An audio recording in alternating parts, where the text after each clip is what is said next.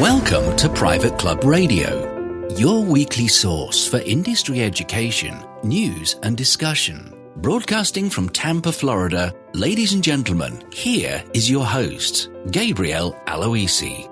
Welcome to the best of 2016 on Private Club Radio. This is part 2 of 2. Part 1 was last week, and if you missed it, go back and listen to that episode where we recapped the likes of Norm Spitzig, Michael Crandall, Rick Coyne, Susan Green of the PCMA, and Richard Copland of Copland & Keebler. Some great highlights from 2016 last week, and we've got some great ones coming for you this week. As I rattle off those names that we've had on the show, I have a feeling of just being so blessed and so honored that we've had the lineup that we've had, and folks in this industry have been so accommodating to coming on this show and sharing with you and me their knowledge and experience in order to grow your career. It's just like going to a national conference every week. That's how I like to describe this show, and that's really how I feel. And of course, the great part about it is we can listen to it on demand anytime. And I just want to make that reminder that if you haven't actually subscribed to the show, if you're a first-time listener, you're maybe hearing this show on the web or through someone's LinkedIn page or a Facebook post that someone has shared, that you can actually subscribe to this show. It's absolutely free. The episodes will download to your smartphone each and every week. You can use either the Google Play app on your phone to find the feed. You could use something like Stitcher if you're on Android, and you could use the podcast app if you're an iPhone user. Just search for Private Club Radio. We'll pop right up. Subscribe to the feed, and each and every Monday, you're going to get a new episode here in 2017. Now, as our regular listeners know, we've got some show partners that we've started creating some segments with. We've had Club Essential in 2016 as a show partner. Currently, we have the National Club Association. We hear from Brad Steele once a month, and we've got Concert Golf Partners, where we speak to board members across the country with Peter Nanula, the CEO and chairman of Concert Golf Partners. And big announcement, one of our all-time listened to guests, Norm Spitzig of Master Club Advisors, he and his firm, Master Club Advisors, are going to join us as sponsors of the Private Club Radio show. So I'm really excited to bring you that segment, which will start in February. They're going to be regular contributors to the show, and Norm and his team over there just have a wealth of knowledge and resources to share with us. It's going to make this show even better. So I'm super excited about that. Excited to bring that to you each and every month here on Private Club Radio in 2017. Well, let's get right to our recap of the year that was 2016. And the first clip that I want to play for you comes from Jim McLaughlin of Troon Privé. And I love Jim's interview. We had a really, really fun interview together. And in this clip, we're talking about how clubs market themselves and what clubs are doing wrong. I really feel Jim's advice was spot on. Here's what he said. Private clubs, they really has become a commodity marketing piece. You might agree with this or not. I know you're in the business of it. But for us, the way we view it is that every market's the same. Every club is trying to say exactly the same thing. We've been designed by so and so. Here's the picture of our beautiful clubhouse. Here's how many square feet it is. Here's how many bunkers we have. Here's our beautiful this, beautiful that. Here's how many awards we've won. It all becomes white noise, especially in the very competitive higher end markets like Scottsdale here or in Florida. I mean, how do you choose? If you are somebody that has not come up through a private club background, if your parents haven't played, if you are that new millennial market that has never been around golf, tell me how you pick. Tell me. It all is exactly the same. Right. Everybody's saying the same thing. Yep. That's the first impression they have. And they all package it in the same, what I would say, stereotype of the past generation. So, to the point where they're, again, who's it designed by? Well, Alistair McKenzie is fantastic. It's unbelievable. But the millennial market doesn't even know who Jack Nicklaus is, never mind Alistair McKenzie. And to see a guy in a kilt on the front of your website is not the way you should be attracting a new market. It's not, at least not the way we would do it. Hey, Alistair McKenzie is an important story at your club.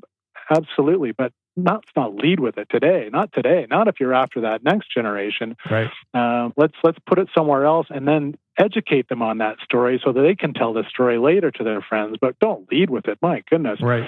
And then I think it's also just because of that white noise, it becomes tough to even get a call. And then where do you start? And that's just not for the millennials. It might be somebody who's living in Wisconsin now, and they're looking at Arizona or Florida as a retirement community. And again, just look in a magazine, look at the website. It just says the same thing over and over again. So how do I choose? So I talk to somebody that's been there. That's how I start to get a little, and we want to get ahead of that. We want to make a difference. So every club should be thinking about how they're going to catch the attention of that market. You've only got so much time. You've got a quick look at their website, and you either want to, in our opinion, and this is what a club again should be doing, is either repelling them right off the bat or bringing them in right off the bat. Mm-hmm. That you don't want to be everything to everybody, and I think that's again where I think a lot of the clubs of I think the private club industry, in my take, Gabe, is that we kind of lost our way, through the 90s and all the growth with, clubs used to be, and the formation of clubs to begin with, of course, was, whether it's a golf or around a coffee shop or whatever back in the day, it was a social club. It ended up being attached to golf as another social platform. But it was a community of like-minded people, and whatever it was, and up in the Northeast, of course, it was along religious lines, and and where I was from was around professional lines, like, there's where all the doctors were at that club, the lawyers were at that club. All those things were, kind of clearly defined, and then it changed. I think with just the way the market changed, the way I think the real estate side coming into it. Now all these clubs became these melting pots of all different types of people, and I think we lost our way in defining who we are as a club, because that is what a club is. End of the day, we are, we're Facebook for real now, right? Sure. We're trying to get like-minded people to connect with each other around a social platform, and it happens to be at the dining room or in the fitness area or at the golf, at the first tee at our club. That's what we want to have happen. Well, man, if I'm going to attract like-minded people, then don't start leading the story off with what you are as a building, right? What you are as a club, how many awards you've won, blah, blah, blah. That's not telling me anything about who you are, and that is if I'm like-minded to you or not. Sure. What it's telling me is everybody's the same. So where you want to go with this, and if you've read the Simon Sinek book, it starts with why. It's becoming quite popular, and we're certainly disciples of the thinking. When I read that book, I was just like, oh my God, if this doesn't talk to the private club industry, this is like, well, they wear badges of honor. Like, when you find your club, when you find your like-minded club, that is a badge of honor you don't give up. You wear it on your chest. You might not tattoo it into your arm like a Harley guy, but you are wearing it. You can pick a guy out in an airport with the club he belongs to in a heartbeat. And if he's that's his deal, right? That's his badge. I love that line he used there. We are Facebook for real. Yes, Jim is absolutely right. That is what a club is. It's Facebook for real. So just loved that advice from Jim McLaughlin of True and Privé. And by the way, that was episode number 28. Definitely recommend you go back and listen to the whole thing because it was chocked full of goodies just like that. So the next clip that I want to play for you. Was Miles Tucker, the general manager of Hillcrest Country Club. This was back in episode number 18. And I asked Miles here what it takes to build a culture at your club with the staff and with the members. Here was Miles' answer. I will tell you that not every club I've managed has been as forward-thinking as Hillcrest in that regard. And as you were asking the question, Gabe, I fell back on a document which I consider to be,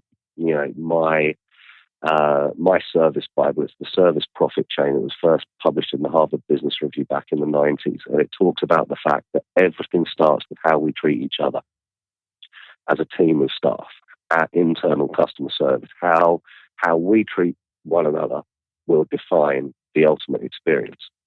And I believe that passionately. So if I'm going to try and affect a cultural revolution, I'm starting with my team. I'll give you an example. I managed a club in the Midwest and found out about a charity called St. Baldrick's, which supports children's cancer research. It was started by the Fire Department of New York. Basically, what happens is people get pledges to shave their heads completely bald. Oh, wow. And they then shave their heads completely bald and they send their pledge money in. And the idea is that in addition to raising the funds, it increases awareness of how people treat you differently if you're wearing a bandana or your head's been shaved, because they will assume that you have gone through chemotherapy. Right. It's just a great cause, something that really spoke to me. So I shared that with my management team and then with a broader team of staff. And at no point can you shoehorn someone into that kind of activity. It either speaks to them or it doesn't. There were 11 employees at the club, from my assistant manager down to food servers and runners, who all said, I'd love to do that. I would love to do that. What a great opportunity to do something good in the world. Count me in, let's do it. I then spoke to my predecessor and conceived this concept whereby we actually had a live auction of our noggins. So I brought in my predecessor, the previous GM, who's not quite as colourful as Patterson, but he wasn't too far off of it. And he'd been there for 10 years. He knew everybody. Everybody loved him. So he knew how to press people's buttons and he knew where the fat wallets were in the room. Mm-hmm. So he came in to help me. He was the auctioneer. He knew the staff as well. So he auctioned off the heads. The highlight of the night was when a young lady who had beautiful hair, something that I will never have, who'd agreed to do it, but had then got buyer's remorse. One of the members stood up and said, I've got $2,500 for Susie to keep her hair. To which everyone gave a big round of applause and Susie kept her hair. Wow. And I was the last one, so I went up and I said, I've got $1,000 to keep my hair. And my best friend at that club stood up and said, that's never going to be enough. $1,500, it goes. So we raised, I think, about $30,000 that night for an incredible cause. But again, we built community. Yeah. And from that, we then were in the newspaper, not through any design, we just were. That then caused the American Cancer Society to call me up and say, we've been looking to put a Relay for Life on in that community. Would you help? To which I say, yes, of course I'll help. And then I can again leverage my network. I know who I've got in my staff team that's committed to things like that. I know which members showed up that were willing to drop cash to support that event. I can reach out to my vendors. And so organically, and a coalition of the willing just starts to develop. And we started the Relay for Life in Juneland. We did 3 before I moved on to my next professional opportunity. I think we raised about $500,000 cumulatively. So just a great source of pride. But what I would say is don't try and fake that one. It either speaks to you and you want it, and in which case nothing's going to stop you from being successful with it, and you'll get the right people on the bus with you, or you don't, and that's fine too. Sure. Loved that from Miles. What a great story about how his club raised that money for Relay for Life and really built a community amongst the staff and the members at the club to affect some cultural change. Great stuff there. The next clip that I want to bring to you comes from Harvey Weiner. He's the founder of the club industry's first executive search firm, Search America, and we spoke to Harvey back on episode number 31. Now, every club and every manager has experienced turnover, and there are some lessons that you can learn when someone leaves. So I asked Harvey, how do you do that? Here's what Harvey had to say. Well, you need to do exit interviews both of members who are leaving your club as well as staff who are leaving your club, whether they are leaving on their own volition or you've asked them to leave. It's important to get that feedback, because if ever there is an honest time for people to tell you the straight skinny about your club and about the culture, that's the time you're going to get it. Whether you want to hear the feedback or not, and what you do with that information is something else. Some people just go through the process of doing exit interviews because it's a feel-good experience, perhaps, but then they don't apply what they've learned from that exit interview. Let's all learn from it. There are circumstances sometimes beyond the ability of anyone to control. Sometimes it's just a mismatch.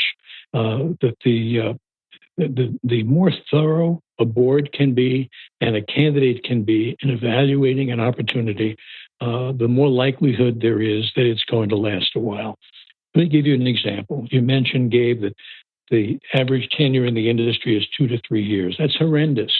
The average tenure for searches that we've done over the last 40 plus years is over 8 years.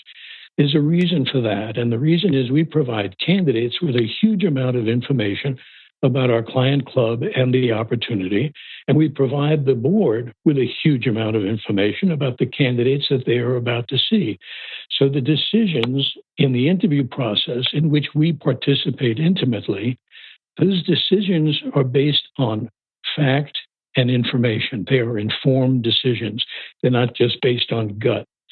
So, for example, my son, who's been in business with me now for decades, it seems, has a favorite saying that there are 2 times in a person's life when he's perfect. Once when he's born, and the second time when he writes his own resume. I like that. So it's for boards to select somebody based just on paperwork in this people business makes no sense. But I can tell you there are a lot of clubs that have done exactly that. Great lesson from Harvey there. Go back to listen to his episode, Chock full of Goodies, episode number 31. The next show clip comes from Peter Nanula of Concert Golf Partners. He joined us on Private Club Radio back on episode number 43. I really enjoyed this episode because Peter gave us his top myths of private clubs. In this clip, we discuss one of the most dangerous things that clubs are doing all across the country and why it really is devaluing the club industry. Here's what Peter had to say. I would say most clubs we meet with and most clubs we get involved with have engaged in some form of deal a minute or creating a new membership category or set of privilege or price for almost every new prospective member that walks through the door. And one club we're in the middle of recapitalizing now has 42 different membership categories. Oh my goodness. 42. Wow. So the problem is it's very hard for new members in the market or just the sort of chatter in the local club market to make sense of a club that's cut so many deals. Right. I know Gabe, he got in for $11,000. I know another friend who got in for $5,000 down and $3,000 a year for 6 years. I mean, deals and deals and deals. And clubs need pricing integrity. Yep. And they need a strong reputation where, every prospective member that looks at the club needs to say, there's a value there. The club knows what their value is. And people seem to believe in it. When you engage in this sort of deal a minute, nothing down, spend a bunch of months here for nothing down and just pay dues, you're sort of trashing the image and the reputation of your club. And you're alienating all those members that actually did put some money down. Precisely. Once again, that was Peter Nanula back on episode 43. Go check that out. His myths were really poignant, and I think he was dead on with his advice that he gave on how to counteract those myths. So go check that out. Great episode there. And the last clip that I'm going to wrap up this episode with, this best of 2016, was episode number 47, where we went across the pond and we interviewed 3 general managers that are doing some incredible things out in the UK. We spoke with Leighton Walker of Burford Golf Club, Stuart Gillette of Golf at Goodwood, and Alex Woodward of Boyce Hill Golf and Country Club. Each of these gentlemen have built some incredible teams in their own right. And so I asked them if they could give us their best tip in terms of team building. If there was one tip, what would it be to build and inspire a team? I'm starting with Leighton Walker here. Here's the clip. Yeah, I think probably one of my key tips, Gabe, would be to get on in there, really. I think sometimes you've got to be seen to be able to do these things as well. It can't be just about sitting in your office, having everyone out there doing what you want them to do. I think sometimes you've just got to get in there and show that you're willing to do that, and show that you know all areas of the club as well. I think You should have that knowledge that you can talk to anyone in the club and know their job and know what they're doing. And if necessary, even be able to get in there and do that yourself. It's not to say you should be doing that every day, but I think sometimes it's just that lead by example kind of attitude, really. I take the trash out at my office at least once a month just to show them that I'm not above that. I think that's a great tip to get right down in there in the trenches. Yeah, I have been known to go and pull a pint before in the bar. Oh, there you go. Do you drink it after you pull it? Not in front of the milk. Right on. Just joking. Alex, how about you? What's one tip you could give our audience? I would say commit to WOW. As Stuart's alluded there when we spoke about it, is committing to providing the best possible service with a smile you can. The backup to that as a manager is being able to empower people to feel confident to do that and not being afraid to almost fail on that. That do you feel like you've got the skill set and the tools to be able to do that? And if you haven't, I'm absolutely here to help you and inspire you, try and get to that position where you are wholly comfortable with. I think the hospitality industry in the States is first class, and I think there's a lot to be gained from that. And a word like "wow" for me is the perfect encapsulation of that. I love it. How about you, Stuart? What's the one tip that you could give us? I would say to understand that there's a difference between management and leadership, and really continue to sort of self-develop and understand as an individual how important your role is in inspiring people. And I've spent a bit of time on that over the last 2 years, and it's made a massive impact for me. And through one thing, and that's I've been able to, not that I feel I've done anything wrong, but listen to people. And actually, there's loads of different ways, obviously, that we can listen. But hopefully, I've cracked that to an extent now where my team feel I do listen, and that makes a huge difference. Because if you can do that, they see you as a leader, and essentially on a day-to-day basis, they're the ones delivering your ethos and your objectives. I thought you would like that. Hope you did. Hope you enjoyed all the clips from 2016, which was just a taste of the content that we covered on this show. Definitely invite you to check out part 1 of this series if you missed it. Once again, go back to last week's show and hear those other interviews. And if you got something from one of these clips, go back and listen to the whole interview.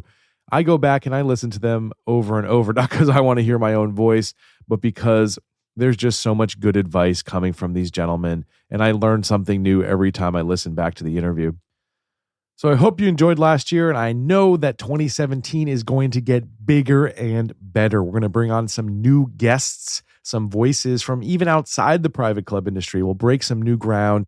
For instance, later this month, we'll be speaking with a productivity expert, and he'll be giving us some tips on how to declutter our lives, how to get rid of the trap of email, and how to be more productive.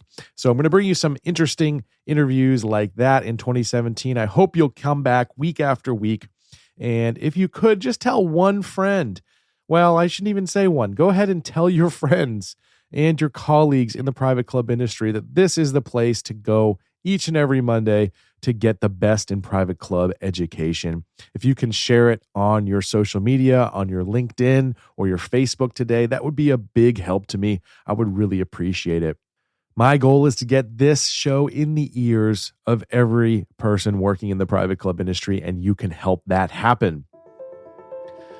I will see you back here next week. We'll be chatting with Jeff Morgan, CEO of the CMAA, on their new research regarding millennials. I'm excited for that one. And by the way, if you are attending the CMAA National Conference, please join the Private Club Radio Listeners Forum, because I have an announcement over there about a listeners-only party that I'll be throwing in Orlando for our loyal listeners of this show. So if you're going to Orlando in February to attend CMAA, let me know. And the best way to do that, of course, is to go on Facebook into our private group. All right, that's it for this week. I will see you next Monday here on Private Club Radio. Until then, here's to your membership success. Private Club Radio is brought to you by the Private Club Agency, the premier marketing and consulting firm dedicated to helping clubs increase and retain their membership. Visit privateclubagency.com to learn more.